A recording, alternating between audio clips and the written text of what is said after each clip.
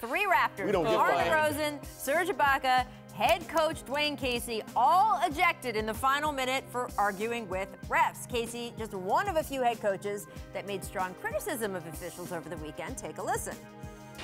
We'll complain in the right, proper way of how the game is called. And again, the officials going to miss calls, but at the juncture of the game, that some of the calls that were made, we got to get it right around the league. Not just this game, but our entire league. AD never gets a call. He never gets a call.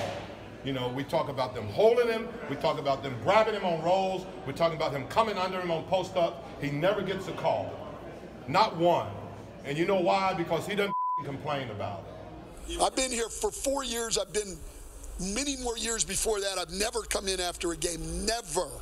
I might have talked about one call. I've never come in after a game and talk like this. That was embarrassing. We got absolutely screwed tonight. And that was just over the weekend. They didn't even get this clip on Friday where Doc Rivers was fined for $15,000. Stan Van Gundy and Alvin Gentry also fined $15,000 each.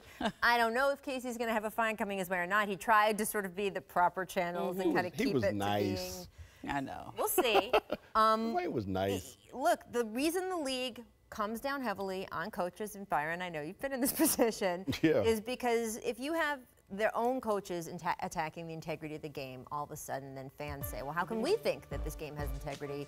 Do you think, Ramona, these guys are doing the right thing? Look, these officials had to be escorted off the floor. When I saw this on the Raptors feed, I mean, it was bad in Toronto last night. Yeah, look, I generally think that trying to complain about officials leads to more complaining about officials. It doesn't help in the long run. But I understand why Alvin has to do that, why Alvin Gentry has to stick up for his guy, because, you know, he doesn't complain about it. So somebody's got to get his back. So a lot of times, I think each of these are individual cases. The Pistons are having a rough time right now. You know, it's not going the way that they thought it would go after the Blake trade.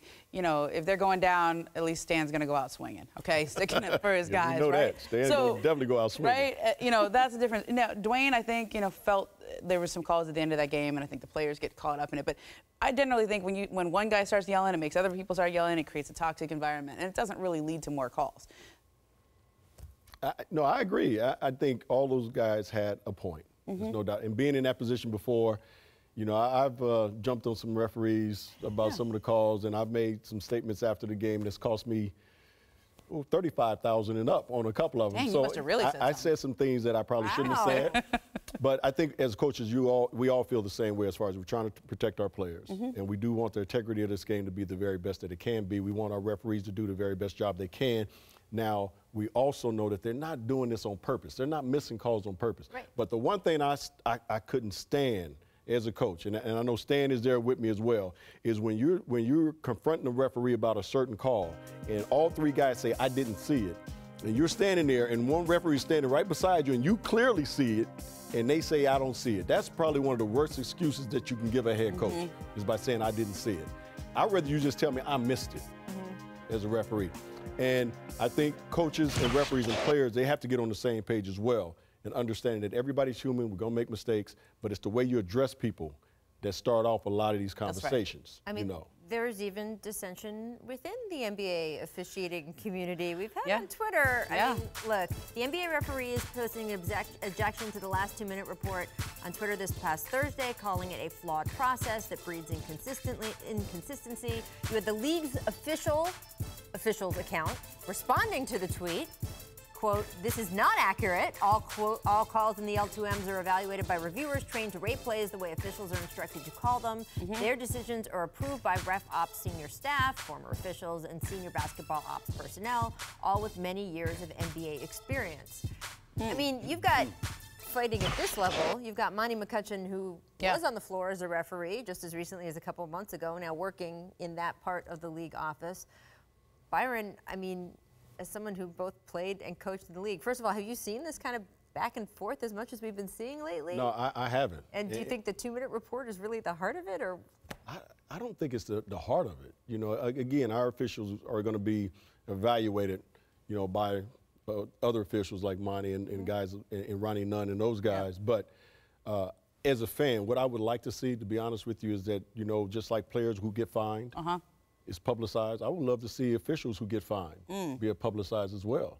But again, I'm just going back to what I feel from officiating standpoint is that they're human. They're going to make mistakes. We're going to have to live with that. There's no doubt about it. The last 2 minutes of a basketball game, going to that monitor and trying to get it right is the whole purpose of instant replay. And I think it should be in the game, but it shouldn't take 2, 3, 5 minutes to figure out if a guy tipped the ball or not, or if he was fouled or not, because you can't go back and take away the fouls anyway. It's just certain things that you can do. So it's kind of funny to watch this infighting. Right? It really is. It's also we didn't have social media before, right? This is kind of a new outgrowth of that, and also of the NBA's insistence on transparency. So they want to say, okay, we're going to be transparent with our calls. This is after the Tim Donaghy thing. They felt like they needed to do that. I understand it, but when people can now talk to refs through social media, then it's interesting to me that the refs are talking back. Historically, they have not done that. It's coming from an official Twitter account, unsigned. Right. That's interesting. Look, I'm a fan of the last 2 minute report because I think transparency is good. We all see it on TV. Yep. So to pretend it's not happening, I think is a mistake. I've seen leagues pretend that officiating mistakes aren't happening. It doesn't go well for credibility. I want to see those fines.